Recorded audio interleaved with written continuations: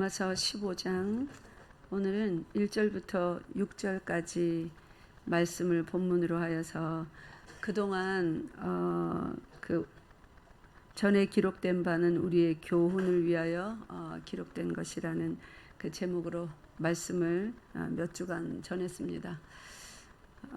그 우리의 교훈을 위하여서 전에 기록된 모든 말씀은 요한복음 4장 그 끝머리 4장입니까 5장입니까 39절쯤 끝머리에 가면 예수 그리스도를 이렇게 가리킨다고 예수님이 친히 말씀하셨습니다. 그러니까 우리의 교훈을 위하여 기록된 모든 것이 예수 그리스도를 우리가 바라보도록 지시하고 있습니다. 그래서 오늘 본문 5절 6절까지 나가서 완전한 모범 예수 그리스도. 그래서 우리가 성경 말씀을 배우고 예배드리고 기도하고 찬양하며 궁극적으로 바라봐야 되는 분, 만나야 되는 분, 그리고 닮아야 되는 분. 그러니까 우리가 다 예수를 믿기 때문에 여기 주일마다 모이는데 우리가 추구하는 바가 각자 다르면 그 뭔가 가르치는 사람이 잘못 가르쳤든지 배우는 사람이 귀를 닫고 엉뚱하게 들었던지 아니면 그 모임이 예수를 추구하는 교회가 아니라 그냥 종교 모임이든지 뭐 그 셋 중에 하나겠죠. 전체 성경 말씀에 의하면 주의 이름으로 모인 무리들은 삶의 목적이 궁극적으로 같아야 됩니다. 그게 뭐예요? 따라해 보세요. 예수 닮기. 예수 닮는데 얼굴이 닮으라는 게 아니라 마음이 닮으라는 거예요. 그래서 마음이 닮아서 결국은 말하는 거, 생각하는 거, 듣는 거, 보는 거, 행하는 거, 그 모든 것이 예수 닮으라는 겁니다. 성경 전체는 결국은 우리에게 그걸 말하고 있고 그것을 거룩하다라고 표현하고 있습니다. 하나님께서 내가 거룩하니 우리 주제죠. 너희도 거룩하라. 하나님의 거룩하심을 우리가 볼 수가 없습니다. 뭐가 거룩한 건지 알 수도 없습니다. 거룩에 대한 지식이 없으니. 그래서 하나님께서 거룩이 무엇인지 보이시려고 당신을 계시하시되 구약시대에 말씀 가운데 계시하여 주셨습니다. 말씀으로 제 일은 그렇게는 안 했죠. 십계명에. 하여튼 우리가 이렇게 쭉 번호를 달아서 보면 10가지 하나님이 누구신가 하나님을 알 수 있도록 그를 사랑하는 백성들은 어떻게 살아야 되는가 말씀으로 계시하여 주셨는데 아무도 그 말씀 속에서 하나님을 제대로 만나지 못하고 하나님을 닮지도 못하였습니다. 구약 성경의 결론이 뭐예요? 그래서 하나님 닮은 자가 아무도 없어요. 하나님 홀로 의로우신데 그 의로우신 분을 닮은 자가 없으니까 뭐가 없는 거예요? 의인이 하나도 없는. 그래서 하나님께서 당신을 계시하시자 계시는 드러내는 겁니다. 어두운 세상에 당신을 계시하시는데 빛이에요. 하나님은 빛이시라서 빛이 쫙 비치니까 어둠이 다 물러가야 되는데 빛이 이렇게 불을 탁 켜면 어둠이 어떻게 해야 돼요? 물러가야 정상이잖아요. 그죠? 근데 이 어두움들이 빛을 싫어하여서 도리어 죄짓기를 더 열심히 하며 적극적으로 빛에 대항하며 어두움끼리 똘똘 뭉쳐서 자신들이 누구인지 그 정체성을 다 드러남을 당하게 됐어요. 그것이 의인이 하나도 없는 죄악으로 충만한 그러한 구약의 내용입니다. 그런 구약을 지나서 이제 신약이 되니 구약 시대에 하나님께서 당신이 이스라엘의 하나님이시고 이스라엘은 당신의 백성을 삼겠다 하셨습니다. 왕과 백성의 관계가 뭡니까? 이전에 고대 시대에 왕과 왕국, 백성 이럴 때 그 시절을 생각해 보면 왕은 모든 권한을 다 갖고 있어요. 뭐 삼권 분립 이런 거 없습니다. 왕이 거의 또 신으로서 섬기는 그런 나라들도 많았습니다. 왕의 말은 신의 말이요. 나라의 법이 있어도 왕이 한마디 하면 그 법 위에 왕의 말이 섭니다. 그래서 왕의 명령을 안 들으면 그 다음 다 어떻게 되는 거예요? 다 죽음이에요. 그게 고대 시대의 모습이었습니다. 그 시대에 하나님께서 구약 역사를 펼쳐가면서 당신을 왕으로 알렸습니다. 그 하나님의 자녀들은 백성이라. 그러니까 왕의 명령을 지키지 않으면 다 죽는 거예요. 그래서 왕께서 당신의 뜻을 계명 가운데 밝히시고 말씀대로 살면 복이 임하고 생명이 임하고 말씀대로 살지 아니하면 어떻게 해요?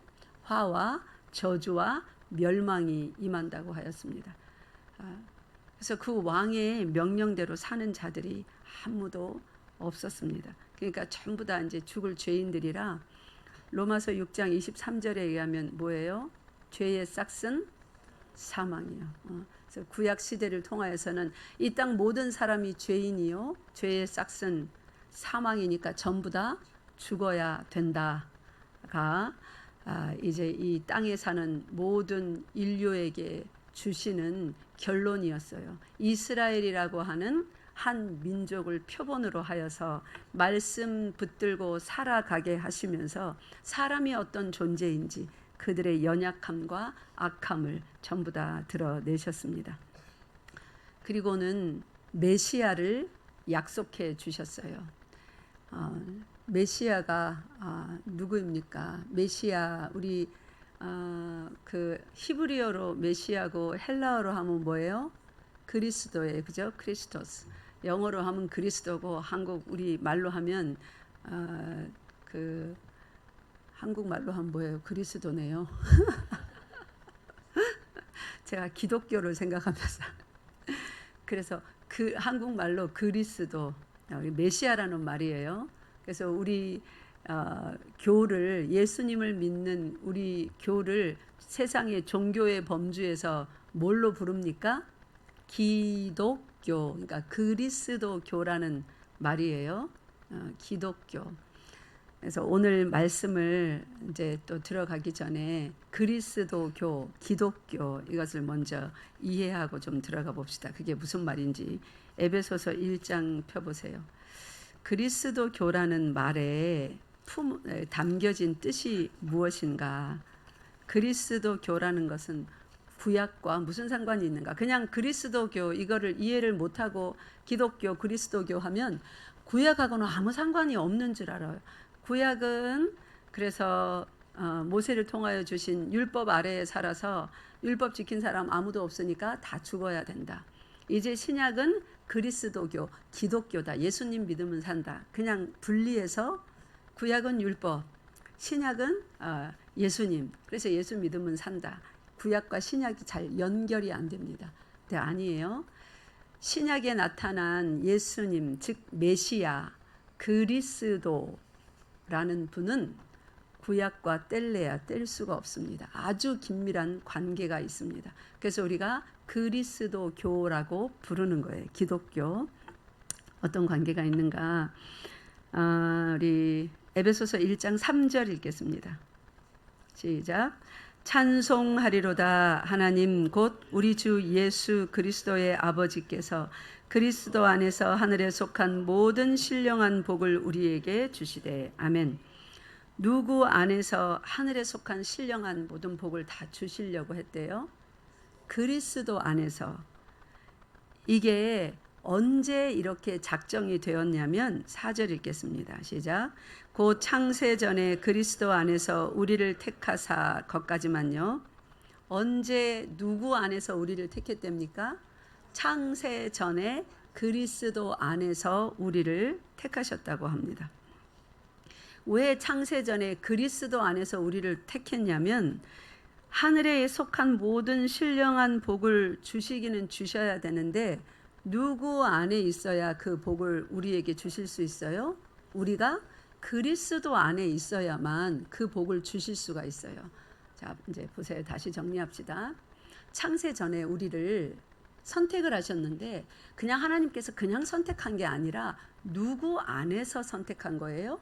그리스도 안에서 선택한 거예요. 즉 예수 그리스도를 믿지 않는 하나님을 대적하는 모든 하나님의 원수된 이 사람들이 살아가는 이 땅의 사람들 가운데 하나님께서 그리스도 안으로 이렇게 불러 모을 사람들, 그래서 그리스도 안에서 새로운 삶을 살고 하늘에 속한, 땅에서는 없는, 얻을 수 없는 복이에요. 하늘에만 속해 있는 영원한 모든 복을 받을 사람들로 하나님께서 사람들을 선택하셨는데 그 복은 그리스도 안에서만 주어질 수가 있는 거예요.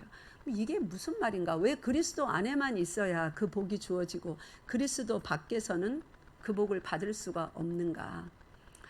그 설명은 그리스도라는 이름 자체에 이미 다 들어 있습니다.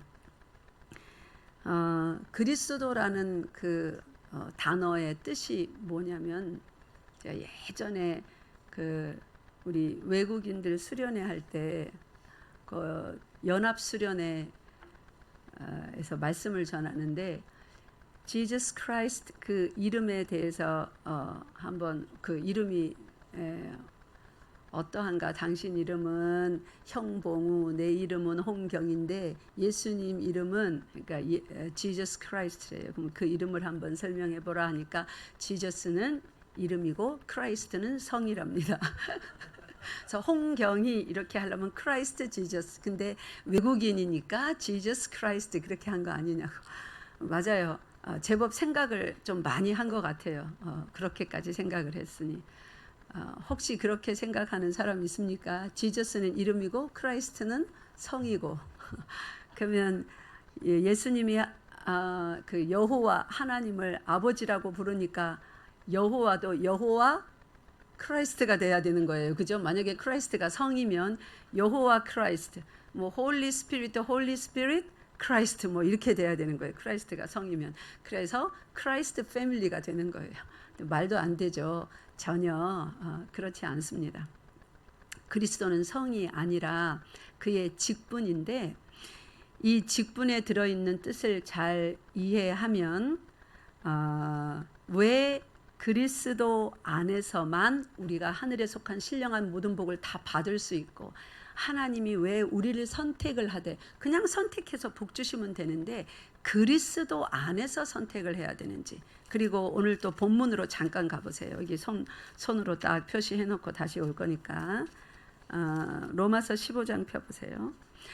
그리스도를 믿는 사람들, 즉 구원받은 성도들이 새로운 삶을 어떻게 살아가야 되는가 우리 12장부터 쭉 배워오면서 뭐 어쨌든지 요지는 믿음이 강한 사람들, 이렇게도 할 수 있고 저렇게도 할 수 있고 예수 안에서 여러 가지 뭐 교리적으로나 또 신앙적으로나 그 행위에서나 시험에 들지 아니하고 의심하지 아니하고 자유롭게 행할 수 있는 믿음이 강한 너희가 이래저래 연약함을 가지고 있는 말씀에 또 율법에 얽매여 있다거나 어떤 전통에 얽매여 있다거나 그래서 자유롭지 못한 아직도 그런 연약한 자들을 볼 때에 그들의 유익을 위하여서 그들의 기쁨을 위하여서 강한 너희가 좀 절제하고 삼가해라, 조심해라, 그렇게 한 몸을 이뤄가고 교회를 세워가라 하는 말씀이 지금 15장까지 계속 이어지고 있습니다. 근데 오늘 6절에 보니까 15장 6절에 한 마음과 한 입으로 하나님 곧 그 뒤에 뭐라 그랬어요? 우리 주 예수 그리스도의 아버지께 영광을 돌리게 하려 하노라. 결국은 우리가 그리스도인의 새로운 삶, 강한 자가 약한 자를 위하여서 사는 삶, 희생하며 돕고 기다려주고 사랑하고 용서하고 하는 그 삶, 그 삶은 우리 주 예수 그리스도의 아버지, 누구예요? 성부 하나님, 여호와 하나님, 그분께 영광을 돌리려고 그렇게 지금까지 우리가 배운 그 그리스도의 새로운 삶을 살아야 한다고 합니다. 그러면 성자 예수님을 여기서 주 예수 그리스도라고 표현을 했습니다. 그 앞에다가 우리라고 하는 그 꾸미는 말까지 있어요. 이거는 우리에게도 큰 뜻이 있고 주라는 것에도 예수라는 것에도 그리스도라는 것에도 사실 하나님은 이름이 없어요. 우리가 주라고 부르는 거지. 하나님께서 자기 백성을 저희 죄에서 구원할 자라는 이름 예수를 주셨기 때문에 우리가 예수라고 부르고 그리스도라는 직분을 받고 이 땅에 오셨으므로 그리스도라고 부르지 그게 다 예수님의 원래 이름이 아닙니다. 하나님도 우리가 표현할 수 있게끔 주신 것이지 하나님도 하나님의 바른 칭호가 아닙니다. 오직 하나님께서 밝혀주신 나는 스스로 있는 자다. 풀어서 설명해 주신 그거 외에는 하나님의 뭐 이름이 따로 없습니다.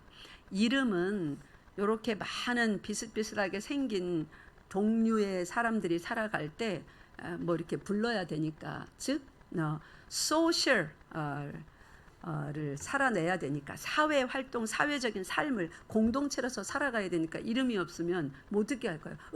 이렇게 할 거예요? 야 할 거예요? 뭐 번호 붙일 거예요? 죄수처럼 1번 2번 이렇게 할 거예요. 그죠? 그러니까 각각의 이름을 주신 거예요. 그 사람이 저기 있다. 그래서 우리가 김강민 하면 그냥 딱 글자만 떠오릅니까? 아니에요. 강민이의 모든 스토리 우리가 알고 있는 그죠? 본인만 알고 있는 건 우리가 모르지만 우리가 김강민, 뭐 이규용 그러면 그 사람의 얽힌 모든 스토리와 함께 우리가 그 사람 김강민 이렇게 불렀는데 우리는 김강민이라는 글자를 인식하는 게 아니라 우리는 뭘 인식해요? 그 사람의 존재를 인식해요. 저렇게 생겼고 그런 성격이고 그런 삶을 살고 뭐 좋아하고 뭐 싫어하고 어떻게 생겼고 그 사람 자체를 인식해요. 그래서 하나님을 인식할 수 있도록 우리가 알 수 있도록 그래 가까이 가겠죠. 들으려고 하겠죠. 그래서 이름을 붙여주신 것뿐이지 예수, 그리스도 뭐 이런 것이 그분의 본래적인 이름이 아닙니다. 우리와 관계 지어서 살아가시는 하나님, 동행하시는 하나님이기 때문에 우리가 그분을 인식하게끔 그리고 우리와 관계된 내용 주라는 것 우리와 깊이 관계가 있습니다. 예수라는 이름 우리와 엄청난 관계가 있습니다. 그리스도라는 그 칭호 그리스도라는 칭호가 없었으면 우리는 구원받지 못합니다. 그 모든 주 예수 그리스도 이것을 우리는 어떻게 불러야 되냐면 나의 주 나의 예수 나의 그리스도 그렇게만 부르면 안 됩니다. 반드시 함께 모여서 어떻게 불러야 돼요? 우리 주 우리 예수 우리 그리스도.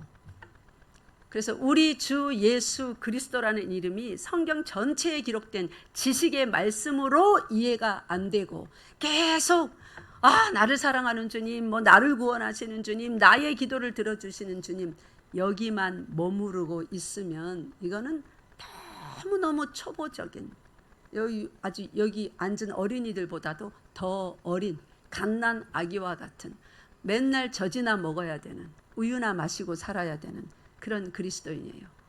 그러면 그 그리스도인은 그리스도인의 삶을 살지 못하는 거예요. 갓난 아이가 누구를 위해서 뭘 합니까? 그 주변의 모든 사람이 갓난 아이를 위하여서 사는 거예요. 그죠? 그거는 그리스도인의 삶이 아닙니다. 하나님께서 모든 힘과 능력을 다해서 그 어린 아이 하나가 응애하고 태어나게 했어요. 뭐 어떻게 하게 하시려고요? 예수 그리스도처럼 살게 하시려고. 그럼 우리는 자라고 예배를 드리면 드릴수록 계속 이제 다른 사람을 위하여서 사는 그 장성한 분량으로 자라가야 됩니다.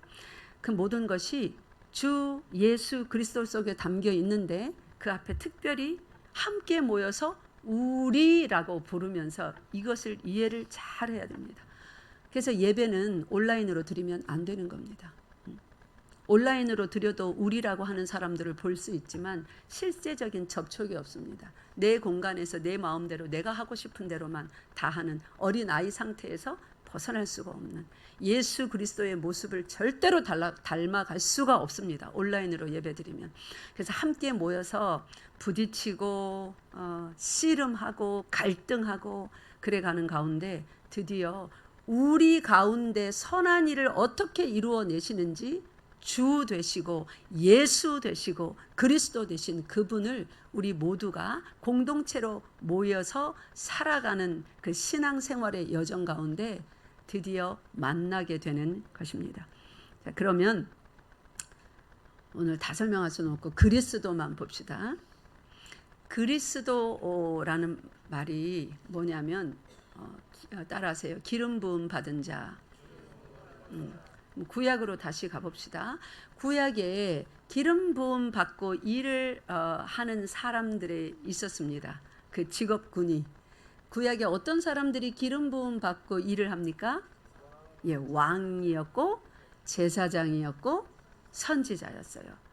왕은 하나님께서 그 백성들을 다스리도록 또 하나님이 어떠한 분인지 상징적으로 보이도록 백성들 앞에 그 만인 지상으로서 세워주신 다스리는 자입니다. 그래서 하나님의 말씀을 주야로 묵상해야 됐었습니다. 배웠어야 됩니다. 그리고 말씀대로 백성들을 다스려 가야 되는 그런 직분이 왕이었습니다. 그에게 기름을 부었어요. 나라를 지켜내는 거예요. 그죠? 그 나라가 무궁하도록 영원하도록 다른 나라의 침략을 받았어도 싸워서 이길 수 있는 튼튼한 나라로 백성들의 먹을 것 마실 것 책임지면서 입을 것 잠잘 곳 책임지면서 나라를 강하게 지켜내야 되는 것이 왕의 몫이었습니다. 그래서 기름을 부어서 왕자리에 세웠습니다.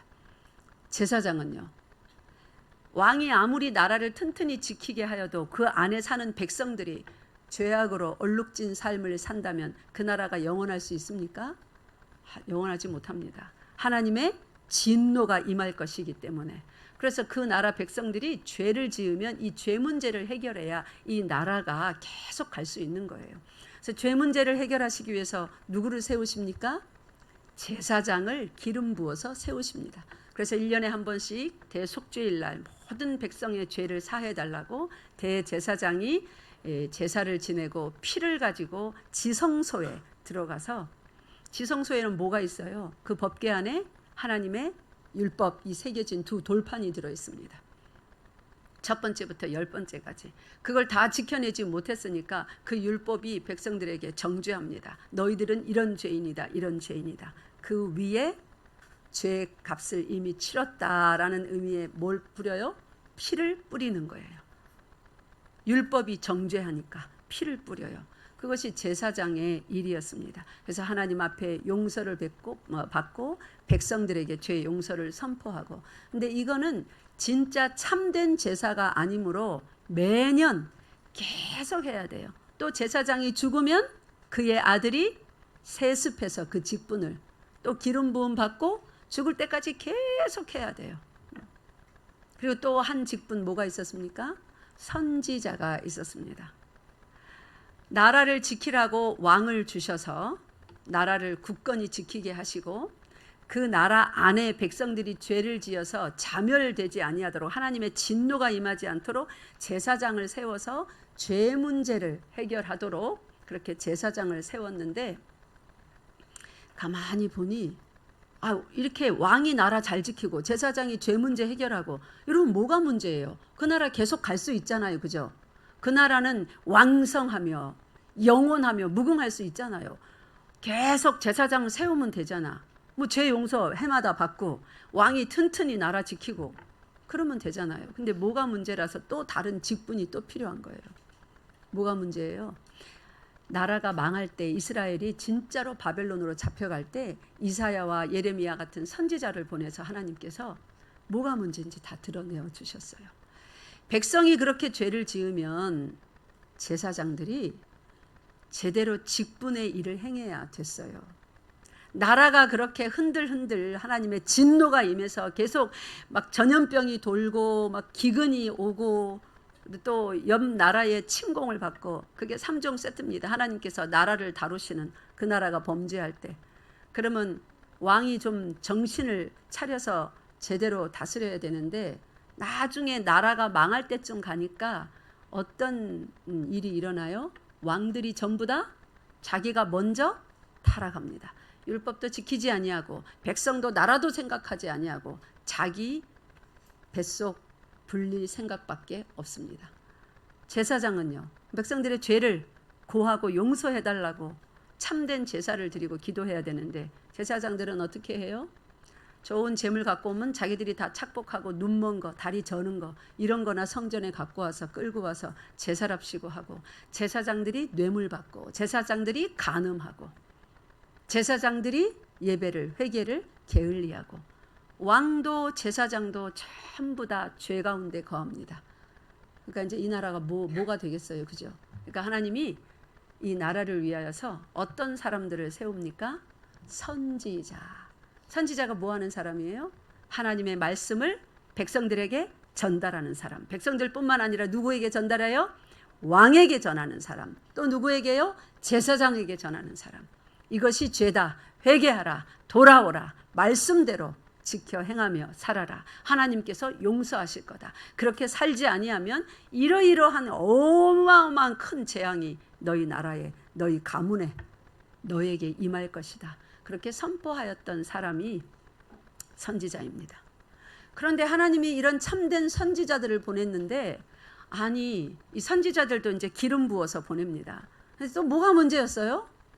하나님의 참된 종들만 일어나서 말씀을, 하나님의 준엄하심을 말씀을 전해서 이 나라를 구해야 되는데 또 뭐가 문제예요? 보냄을 받지 아니한 거짓 선지자들. 여기서 돈 받고, 여기서 요 말 해주고 저기서 돈 받고, 돈을 사랑하여서 돈을 따라 움직이는 거짓 선지자들이 그 나라에 하나님이 보내신 참된 선지자보다 더 많은 거예요. 그래서 참된 선지자들은 마이너가 돼요. 거짓 선지자들이 뭐가 돼요? 주류가 돼요. 큰 대로를 만듭니다. 대부분의 사람들이 거기로 갑니다. 그러니까 뭐 어떤 정치인도 그런 말 했죠. 그래서 제가 그거 성경적인 말 아닙니다, 그렇게 설명을 드리는 적이 있는데, 길이 없어도 많은 사람이 가면 뭐라고요? 길이라고요. 그거는 세상의 이치입니다. 하나님이 길을 만들어주지 않았으면 그 길로 많은 사람이 가서 개척해내면 안 됩니다. 많은 사람이 간다고 따라가면 안 됩니다. 그거는 사람의 힘이에요. 무력이에요. 사람의 의지예요. 근데 거짓 선지자들이 짠뜩 일어나서 그 길로 쫙 가면서 이것이 길이다 하니 뭐 왕도 제사장도 백성들도 다 떼거리로 글러갑니다. 그래서 도착해 보니까 어디입니까? 바벨론. 이제 그렇게 망하는 길로 가는 거예요. 참된 선지자들은 다 죽임을 당합니다. 이것이 구약 시대에 기름 부음을 받았던 자들의 모습이었습니다. 하나님이 기름 부음 부었는데 기름 부음 받은 대로 살지 않았습니다. 근데 하나님께서 저기 출애굽기 3장에 가보세요.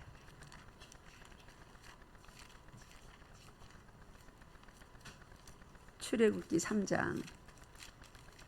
하나님의 백성들을 창세 전에 그리스도 안에서 선택을 하셨다고 했습니다. 그리고 그 그리스도 안에서 하늘에만 속한 모든 신령한 복을 다 주려고 언제 작정하셨어요? 창세 전에 작정하셨어요. 그래서 하나님이 당신의 백성들을, 그리스도 안에서 선택한 백성들을 이 세상을 창조하신 다음에 그의 섭리 가운데 하나 둘 이 죄악된 세상에서, 죽음의 세상에서 불러내기 시작했어요. 그 첫사람이 아브라함이었습니다. 아브라함을 통하여 그의 가족들을 이제 불려가시면서 때가 되니까 이 가족들을 애굽 땅으로 들어가게 하셨어요. 그 기근이라는 그 환경을 통하여서 애굽 땅에서 430년을 살면서 약 200만의 장정만 60만의 큰 나라로 일으키셨습니다. 그리고 이제 그들이 고통당하는 것을 보면서 그들을 거기서 다시 구원해 낼 계획을 세우신 하나님께서 모세를 불렀는데, 모세가 이렇게 묻습니다. 출애굽기 3장 13절 시작. 모세가 하나님께 아뢰되 내가 이스라엘 자손에게 가서 이르기를 너희의 조상의 하나님이 나를 너희에게 보내셨다 하면 그들이 내게 묻기를 그의 이름이 무엇이냐 하리니 내가 무엇이라고 그들에게 말하리까? 하나님이 모세에게 이르시되 나는 스스로 있는 자이니라. 또 이르시되 너는 이스라엘 자손에게 이같이 이르기를 스스로 있는 자가 나를 너희에게 보내셨다 하라. 15절. 하나님이 또 모세에게 이르시되 너는 이스라엘 자손에게 이같이 이르기를 너희 조상의 하나님 여호와 곧 아브라함의 하나님 이삭의 하나님 야곱의 하나님께서 나를 너희에게 보내셨다 하라. 이는 나의 영원한 이름이요 대대로 기억할 나의 칭언이라. 아멘. 하나님은 어떤 하나님이시랍니까? 스스로 있는 자. 우리 중에 누구도 스스로 생겨난 자가 없습니다. 여러분이 나는 이 땅에 태어날 거야, 존재할 거야, 그렇게 하지 않았지만 여러분의 부모가 나는 이렇게 생긴 애를 낳을 거야, 나는 이번에는 딸을 낳을 거야, 이번에는 아들을 낳을 거야, 이번에는 쌍둥이를 낳을 거야, 그렇게 하지 않았지만 어떤 사람에게는 쌍둥이가 태어나고 어떤 사람의 아들, 어떤 사람에게는 딸, 어떤 사람에게는 심각한 장애가 있는 목도 못 가누는 그런 아기를 낳기도 하고, 어떤 사람은 간절히 아기 낳기를 원하는데 한 명도 낳지를 못하기도 하고, 어쨌든지 우리는 스스로 하는 것이 아무것도 없습니다. 공부를 잘하고 싶은데 안 됩니다. 뭐 별로 공부도 안 했는데 시험만 치면 점수 잘 받습니다. 열심히 해서 어떤 것을 이루고자 했는데 하필이면 그 해에 무슨 일이 벌어져서, 다른 해 같으면 그냥 그 길로 가면 그렇게 되는 건데 내가 꿈을 이루려고 했던 그 해에는 아무리 노력해도 그 일이 이루어지지 않는, 생각지도 못했던 어떤 일이 발생합니다. 우리는 스스로 뭔가를 할 수 있는 존재도 아니고 할 생각도 못하고 할 수 있다고 우리 자신을 그렇게 평가하지도 않습니다. 모든 것이 얽히고 설켜서 바퀴가 돌아가듯 막 돌아가는데 그냥 얽혀가지고 막 굴러가는 그 세상 속에서 어떤 때는 정신도 못 차리고 삽니다. 그래서 특별히 학생들, 청년들 잘 들으세요. 저 뒤에 이름 부르기 전에 이제 잠 깨세요. 전사님 도와주세요. 잘 들어야 돼요. 김 전사님 빨리 가서 도와주세요. 깨도록. 잘 들으세요. 많은 사람들이 예수를 믿으면서 예수 믿는 것이 나에게 무슨 도움이 될까? 그렇게 생각합니다. 내가 이거 해봐야 나에게 무슨 이득이야? 지난주 우리 전전도사님 앞에 나와서 설교하시면서 그러더라고요. 뭐 실전에 도움도 안 되는데. 맞아요. 저도 그런 생각 굉장히 많이 했습니다. 우리 청년들, 학생들, 어른들조차도 주일날 와서 예배드리는 것이 여러분 평소의 삶에 무슨 도움이 됩니까? 11조 하니까 진짜 그 달에는 막 돈이 막 굴러 들어옵니까? 11조 한 만큼 손해죠. 20만 원 했으면 20만 원 내 통장에서 손해예요. 30만 원 했으면 30만 원 손해예요. 실전에 전혀 도움 안 돼요. 뭐 식사 기도 창피하지만 눈 감고 딱 하니까, 그래서 뭐 식당 주인이 착하다고 뭐 서비스로 만두라도 한 접시 더 줍니까? 옆에서 이렇게 다른 식탁의 테이블에 사람들이 쳐다보면서 쓰근쓰근이나 하죠. 눈 감고 있는 그 몇 초가 망신스럽죠. 얼굴이 화끈화끈. 많은 사람들이 예수 믿는 거를 무슨 내 생활에 도움이 될 줄로 알고 믿는 사람들도 실제로 많아요. 교회에 오면 어떤 문제가 해결되고 다른 사람보다 일이 잘 풀릴 줄로 알고, 액땜이 되는 줄로 알고. 실제로 귀신들은 그 소위 액땜이라는 거, 즉시 닥치는 그 어떤 것을 도와주기도 합니다. 안 당하게. 그래서 살살살살 꿰어가지고 뭐 하게요? 완전히 망해버릴 수 있도록 잠깐의 힘듦은 면하게도 해줍니다. 이제 꿰어내는 거예요. 이제 신앙생활은 그게 아닙니다. 우리가 결정해서 이렇게 돼야 되겠다. 나는 이 정도까지 오를 거야. 나는 저 정도의 삶은 살 거야. 보자, 불교보다는 저 남녀호랑개교보다는 그거보다는 그래도 기독교가 낫겠네. 왜냐하면 기독교가 우리나라에서 그래도 제일 많고 그 속에 부자들이 제일 많으니까. 의사도 많고 뭐 법관도 많고 교수도 많고 예수 믿으면 좀 많이 부자가 되더라. 그런 간증도 많이 들었으니까. 그럼 나는 기독교를 선택할래. 잘 살고 싶어.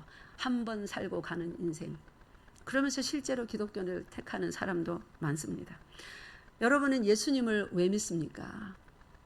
자기 일 스스로 여러분이 선택해서 예수 믿는 겁니까? 예? 요한복음 15장 16절에는 너희가 나를 택한 것이 아니요 내가 너희를 택했다 하고 선명하게 말하고 있습니다. 하나님은 누구세요? 우리가 하나님, 예수님, 그리스도, 그러니까 그 이름으로 그렇게 불리고 가만히 있어서 우리가 차려주는 상 받아 잡수지는 분인 줄 압니까? 아닙니다. 하나님은 스스로 있는 자입니다. 어떤 계획이 있어서 스스로 결정했고 스스로 계획 세웠고 스스로 이 일을 지금 하고 계시는 거예요. 여러분 어떻게 지금 예수님을 믿어요? 믿기로 결정하셨습니까? 선택하셨습니까? 천만의 말씀이에요. 믿음은 선택해서 믿기로 작정해서 믿을 수 있는 게 아닙니다.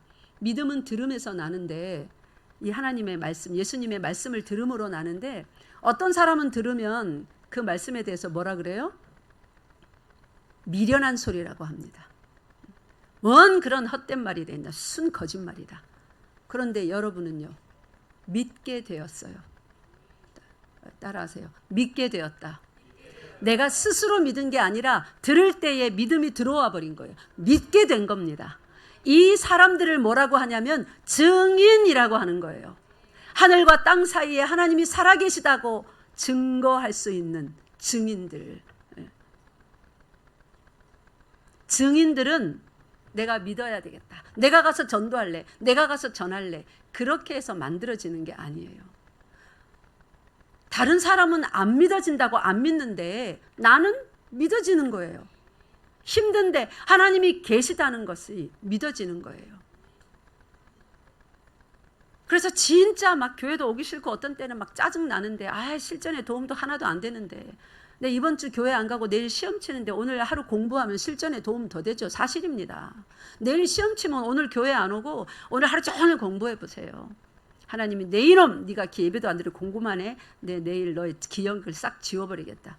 이러한 치사한 하나님 아니에요. 공부한 만큼 내일 한두 문제 더 잘 치겠죠. 하나님을 그런 유치한 신으로 알지 마세요.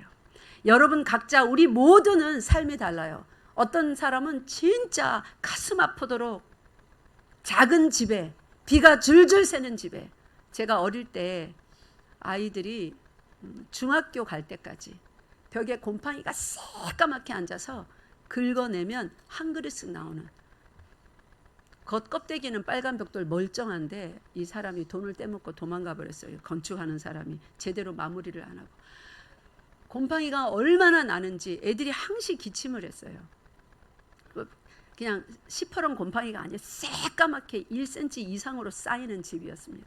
그래서 해마다 긁어내고 방수를 하고 그때 최 집사님을 만났어야 되는 것인데 벽지를 겹겹이 또 바르고 또 바르고 해도 해결이 안 되는 그런 집이었습니다. 근데 집은 컸어요.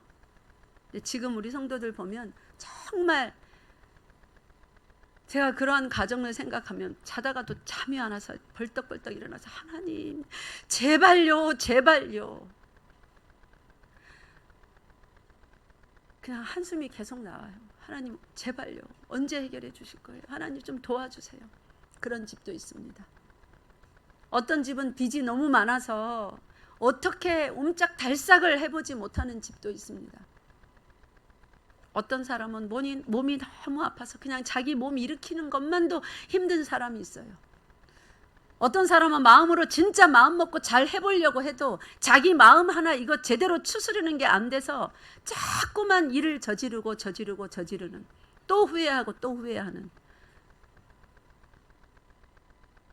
우리 아이들 가운데는 핸드폰 제대로 좀 좋은 거 사고 싶은데 엄마 아빠가 제대로 못 찾아서 이놈의 핸드폰 때문에 또다시 고민하면서 아이고 내 팔자야 하는 어린 아이들도 있습니다. 직장에서 늘 고통받는 어른들도 있습니다. 직장을 뭘 선택해야 될까 대학 공부하면서 이제 대학문을 나서는 것이 오리무중이라 참으로 답답한 청년들도 있습니다. 이것이 우리들의 스토리예요.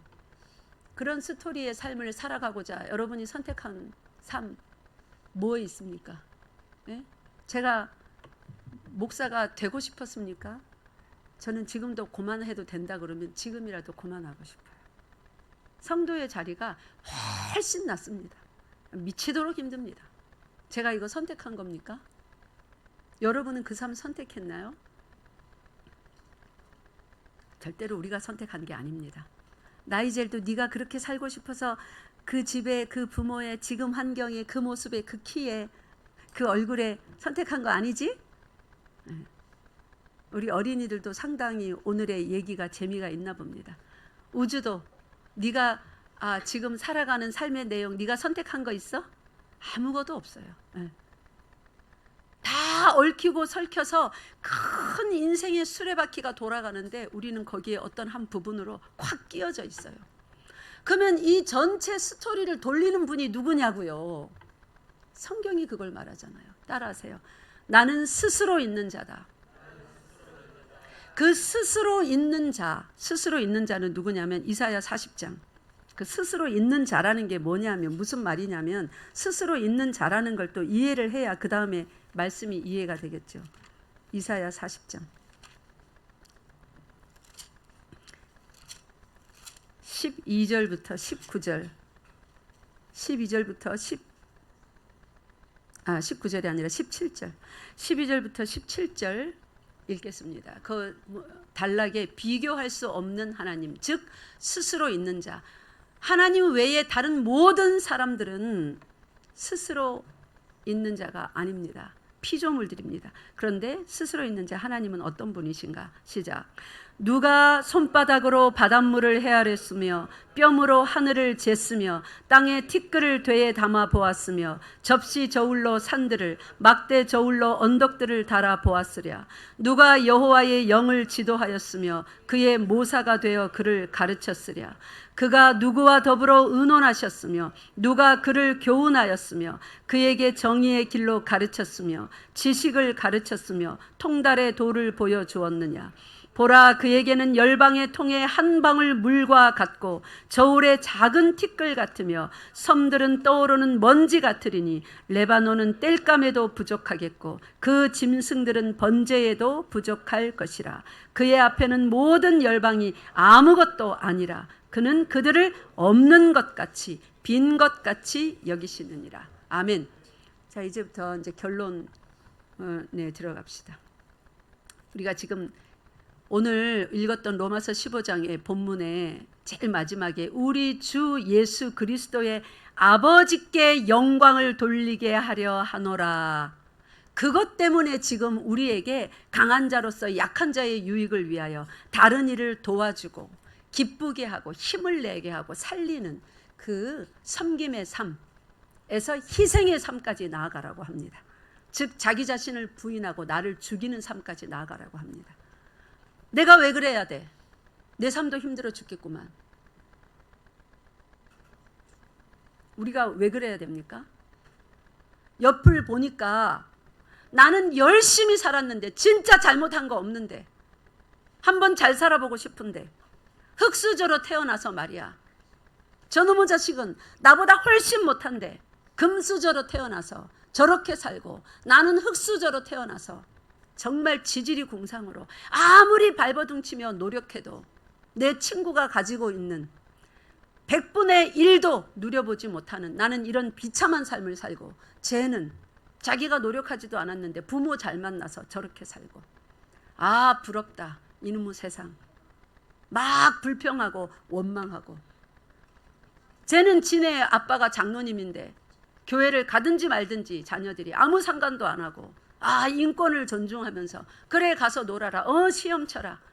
그러는데 우리 부모는 맨날 교회 안 가면 원수라도 삼을 것처럼 저래 길길이 난리뛰시고 진짜 짜증난다. 실생활에 도움도 하나도 안 되는 이따위 삶을 이런 일을 내가 해야 되는가. 여러분 그렇게 생각하면 옆을 보면서 세상이 말하는 금수저 흙수저 이런 거 생각하면서 비교하면서 살면 해결이 절대로 나지 않습니다. 지금 청년들, 학생들, 어린이들 잘 들으세요. 부모 원망하지 마세요. 여러분 부모도 여러분만큼 어린 나이에 똑같은 삶을 살았었고 그런 고민을 해봤습니다. 이 땅 위에 살면서 나는 만족하다. 더 이상 이제 돈도 필요 없고 지위도 명예도 필요 없다. 나는 다 가졌다 하는 사람 아무도 없습니다. 우리나라 삼성 이재용 회장처럼 되면 다 좋을 것 같죠? 아니요. 그 사람은 빌 게이츠보다 훨씬 가난해요. 일론 머스크보다 훨씬 가난해요. 그들이 모이는 자리에 가면 자존심 상하는 일이 그 사람도 많아요. 그럼 빌 게이츠 정도 되면 부러울 게 없을까요? 아니요.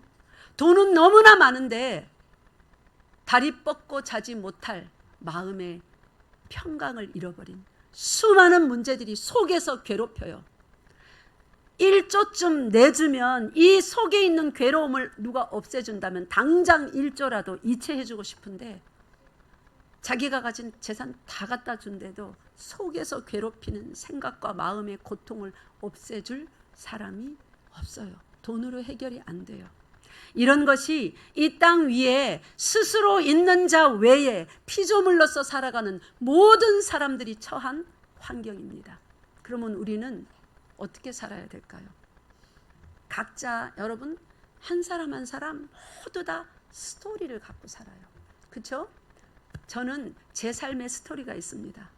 근데 저는 목사라서 여기 단에 서니까 제법 예활합시고 들면서 제 스토리를 얘기해요. 어떤 때는 제 스토리 얘기하니까 스트레스가 좀 해소되기도 해요.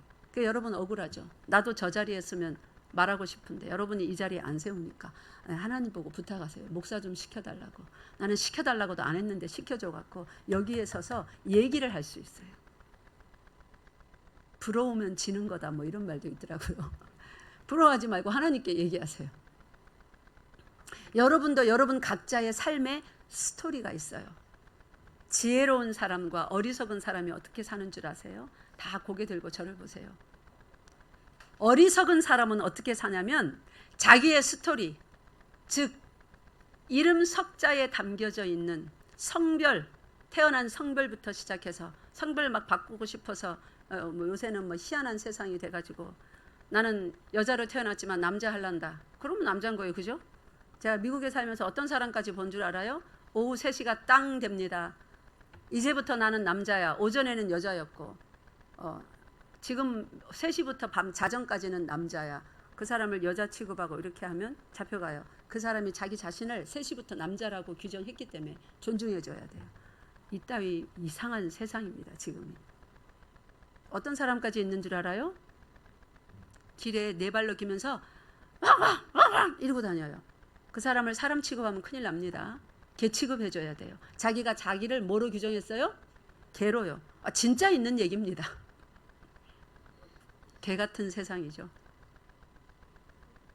이런 세상에 여러분들 다 여러분들 삶의 스토리가 있어요. 그 스토리를 누가 허락하신 거예요? 스스로 있는 자께서 뭐 하시려고요? 찬양 받으시려고 우리 각자에게 스토리를 주셨습니다. 그리고 각자의 인생 스토리를 가지고 누구 안에서 살게 하셨어요? 예수 안에서 살게 하셨어요. 예수 안에서 우리는 자기가 가진 삶의 스토리를 가지고 예수님 바라보면서 살면서 옆을 바라보면서 비교하면서 돈이 누가 더 많나? 누가 재주가 더 많은가? 누가 권력이 더 세나? 이런 것 비교하면서 살면 답이 없습니다. 그 사람의 평생은 지옥이에요. 평생 열등감 속에 헤매야 됩니다. 그런데 각자 자신의 삶의 스토리를 가지고 예수 안에서 예수님을 보면서 예수께 물으세요. 내가 지금 돈이 없습니다. 친구들은 이렇게 사는데 나는 이렇게 삽니다. 어떻게 하면 좋을까요? 어떻게 하면 좋을까요? 네? 어떻게 하면 좋을까요? 저기 마지막으로 읽겠습니다. 빌립보서. 다른 사람들은 건강하여서 잘 달리는데 나는 몸이 건강하지도 못해서 1시간 걷지도 못합니다. 이런 몸으로 어떻게 살까요? 내가 좀 커서 내 방도 갖고 싶은데 친구들은 다 있는데 나는 방도 하나 없어요. 뭐 어떻게 하면 좋을까요? 여러분, 여러분에게 있는 삶의 스토리는 여러분 스스로 선택한 게 아닙니다. 그러니까 스스로 벗어나려고 발버둥 친다고 벗어날 수도 있는 게 아니라는 거예요. 내가 선택 안 했으니까 허락하신 분이 있다는 거예요. 내가 선택 안 한 거에서 벗어나려면 누가 도와줘야 되는 거예요? 하나님이 도와줘야 되는 거예요. 주신 분이 건져내줘야 되는 거예요. 내가 선택한 거면 내가 버려버리면 되죠. 내가 선택 안 했기 때문에, 하나님이 주셨기 때문에, 허락하셨기 때문에, 하나님이 돕지 않으면 거기서 벗어날 수가 없습니다. 그럼 어떻게 살아야 되는가? 11절, 빌립보서 4장 11절부터 13절 함께 읽겠습니다. 시작. 내가 궁핍함으로 말하는 것이 아니니라. 어떠한 형편에든지 나는 자족하기를 배웠노니 나는 비천에 처할 줄도 알고 풍부에 처할 줄도 알아. 모든 일 곧 배부름과 배고픔과 풍부와 궁핍에도 처할 줄 아는 일체의 비결을 배웠노라. 내게 능력 주시는 자 안에서 내가 모든 것을 할 수 있느니라. 아멘. 사도 바울이 잘 살다가 유력자로 살다가 예수 만나서 다 잃어버리고 가는 데마다 돌팔매질 당하고 채찍 맞는 그런 사람이 되었습니다. 그렇게 비천에 처하게 됐습니다. 풍부에 처해서 산 적도 있습니다. 나중에는 밥도 못 먹고 감옥에 갇혀서 매맞고 조롱받는 그러한 처지에 처했습니다. 그런데 모든 상황에 다 처할 줄 아는 뭘 배웠대요? 일체의 비결을 배웠답니다. 여러분, 세상을 살면서 계속 내가 원하는 대로 계속 살아갈 수 없습니다. 돈을 의지하였던 사람은 돈 때문에 실망합니다. 친구를 의지하였던 사람은 친구 때문에 실망하게 됩니다. 권력을 의지하였던 사람은 권력 때문에 실망하게 됩니다. 내가 의지한 것이 나를 도리어 공격하는 것, 그것이 이 땅의 삶이에요. 죄악이 관영한. 근데 우리가 각자 하나님이 허락하여 주신 지금의 삶의 모든 스토리, 그거 잊어버리지 마세요. 그 스토리를 다 쥐고 이걸 자꾸 벗어나려고 하지 마세요. 그 스토리는 벗어나라고 주신 것이 아니라 그 스토리 속에서 일체의 비결을 배우라고, 일체의 비결을 가지고 완전한 삶을 살아내신 예수 그리스도 안에서 그분을 바라보고 그분께 기도하면서 어떻게 살아내야 되는지 일체의 비결을 배우라고 주신 삶의 스토리입니다. 그거를 자꾸 현실을 외면하려 들지 마세요.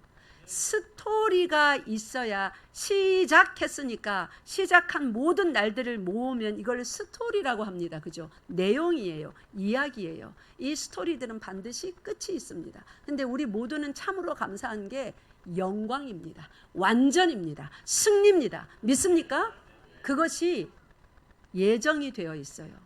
그래서 시작하고 우리들에게 모두 다 경주를 하도록 하였습니다. 이 땅에 태어나서 각자 다른 환경을 주면서. 그런데 이 모든 각자 다른 환경이지만 여기서 우리 모두 다 기쁘고 즐겁게 살아갈 비결이 있는데, 그것은 없는 돈이 생기는 게 아니에요. 절대로 돈이 여러분을 행복하게 만들지 못합니다. 왜 그러냐면 세상이 그래요. 보세요. 사람들이 탐욕의 죄를 짓죠. 탐욕의 죄를 지어서 많이 끌어모았으면 자꾸 모아야 될 거 아니에요, 그죠? 탐심의 죄가 있는 사람은 반드시 그 반대의 죄를 같이 갖고 삽니다. 그 반대의 죄가 뭐예요? 따라하세요. 낭비. 맞아요, 안 맞아요? 탐심이 있어서 돈이건 뭐건 막 끌어모았으면 끌어모아서 계속 유지를 해야죠. 자기 탐심이 많으니까. 근데 뭐 해요? 낭비를 해버려요. 탐욕과 낭비는 같이 옵니다. 음란 죄가 있는 사람은 어떻게 사는 줄 알아요? 금욕의 죄를 같이 갖고 있어서 겉으로는 진짜 고고한 척해요. 그리고 뒤에서 무슨 짓 합니까? 음란의 죄를 지어요. 그게 갈등이라는 거예요. 모순이라는 거예요. 이쪽 끝과 저쪽 끝이 함께 있어요. 항상 여러분이 짓는 죄들을 가만히 생각해 보세요. 한쪽으로만 달리지 않습니다. 한쪽으로만 달려야 그나마 갈등이 덜할 텐데 죄는 그게 아니에요. 양쪽 끝을 같이 갖고 옵니다. 그래서 여러분 마음과 생각을 운동장 삼아요. 그래서 심각한 갈등이 있습니다. 물질이, 명예가, 권세가 절대로 우리 문제를 해결하지 못합니다. 여러분 모두 다 삶의 스토리를 다 갖고 살고 계시는 사랑하는 성도 여러분, 스스로 있는 자께서 우리들을 예수 안에서 선택하셨고, 선택하신 이유는 하늘에 속한 모든 복을, 그래서 날마다 기쁘고 즐겁게 살도록 주시려고 선택한 것 잊지 마시기 바랍니다. 그래서 예수 믿는 것은 지금 당장 오늘의 나의 이 하루의 실전에 도움되라고 예수 믿는 게 아니에요. 이 전체 스토리를 승리로 이끌기 위하여서, 만족과 행복으로 이끌기 위하여서 예수를 믿도록 하신 것입니다. 예수 잘 믿으시기 바랍니다. 그래서 그리스도라는 것은 우리의 왕이 되시고, 왕의 백성으로서 법 안 지키면 죽는데 죽지 않도록 친히 제사장 되셔서 선지자, 하나님의 말씀을 우리들에게 다 전해주시고, 그 말씀대로 회개치도 못하고 순종치도 못하는 우리들에게 친히 제물이 되어서 내가 너희를 위하여 죽었노라. 그래서 왕으로, 제사장으로, 선지자로 기름 부음 받은 삼진 직분을 그 몸에 다 지시고 우리에게 오셔서 우리의 모든 문제를 해결해 주신 분, 그 이름이 그리스도예요. 그 직분이 그리스도예요. 그래서 예수 그리스도 안에서 여러분 현실의 삶의 스토리를 하나도 외면하지 마시고 직시하세요. 들고 예수 믿으시기 바랍니다. 날마다 예수님께 기도하세요. 예, 구원해 달라고, 이해시켜 달라고, 잘 내가 이 유혹을 넘어설 수 있도록, 돈 의지하지 않고 세상에 사람 의지하지 않고 못다 이룬 꿈이나 지금 내가 살고 있는 형편 이런 거 불평하지 아니하고 예수 안에서 이런 모든 것을 넘어서는 지혜로운 자로 살게 해달라고 기도하시면서 한 주간 승리하는 여러분 되시기를 바랍니다. 기도하겠습니다. 하나님 아버지, 우리가 참으로 예수 닮기를 원합니다. 예수님께서는 세상에 오셨을 때 예수께서 가지신 모든 능력과 부요함을, 존귀를 다 버리시고 가장 낮고 천한 자리에 마구간에 태어나셨습니다. 그러나 당신의 처지를 비관하거나 원망하지 않으시고 하나님의 뜻 안에서 자신을 기쁘게 하지 않고 상대를 기쁘게 하는, 유익하게 하는 그 삶을 온전히 살아내셨습니다. 오늘날 성경이 우리들에게 말하기는 스스로 있는 자께서 이 모든 일을 시작하셨으니 그 끝 지점이 승리인 것을 염려하지 말고 옆에 사람들 바라보면서 비교하면서 원망하거나 시기, 질투 또는 열등감에 빠지지도 말고 시작하신 분이 나의 아버지이고 하나님이니 그 안에서 완전한 삶을 살아내신 완전한 본이 되시는 예수 그리스도 바라보고 소망을 가지고 인내하며 잘 살아가라 말씀하십니다. 하나님, 우리가 이번 한 주간 예수 안에서 그 삶 잘 살아가기를 원합니다. 비교하는 삶이 아니라 예수 따라가는 삶 살게 하여 주시옵소서.